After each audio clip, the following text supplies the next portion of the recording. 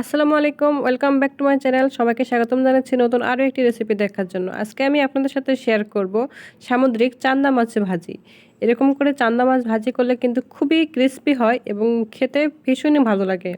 যারা চান্দা মাছ পছন্দ করেন তারা অবশ্যই এরকম করে ভাজি করে অবশ্যই একবার খেয়ে দেখবেন যে চান্দা মাছ এরকম করে ভাজি করলে কেমন লাগে।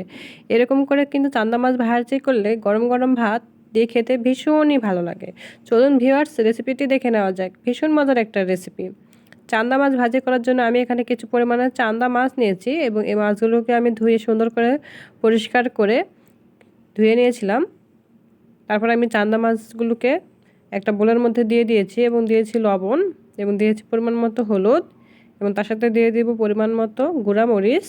দিয়ে আমি মাছের সাথে হলুদ, মরিচ এবং লবণটাকে খুব ভালোভাবে মেখে নেব, যাতে মাছটা খুব ভালোভাবে হলুদ মরিচের সাথে মাখানো হয়।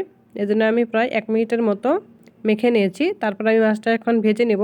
এজন্য আমি একটা প্যানে তেল দিয়ে তেলটাকে গরম করে নিয়েছি। তেলটা যখন গরম হয়ে এসেছে তখন আমি চান্দা মাছগুলোকে এক এক করে দিয়ে দিব। এরকম করে কিন্তু চান্দা মাছ কিন্তু খুবই ক্রিস্পি হয়, ভালোই লাগে খেতে। আমি মাছগুলোকে দিয়ে দিয়েছি। তারপর মাছগুলোকে আমি এক পাশে ভাজে নিয়েছি এবং অপর পাশ ভাজি করার জন্য আমি মাছগুলোকে খুবই সাবধানে উল্টিয়ে দিব। মাছটা যাতে ভেঙে না যায় তাই আমি খুবই আলতো হাতে মাছটাকে উল্টানো এবং ভেজে নিব। কিছুক্ষণ ভেজে করে নিয়ে দেখব যে মাছটা অনেকটাই ক্রিস্পি হয়ে আসবে এবং মাছটা অনেকটাই কমে আসবে। মাছটা কিন্তু খুবই ঝুরঝুরা, তাই খুবই সামান্যভাবে হালকাভাবে মাছটাকে ভেজে নিতে হবে। ভীষণই মজার একটা মাছ সামুদ্রিক চান্দা মাছ। এরকম করে কিন্তু সামুদ্রিক চান্দা মাছ ভাজি করলে অসম্ভব মজা হয় খেতে।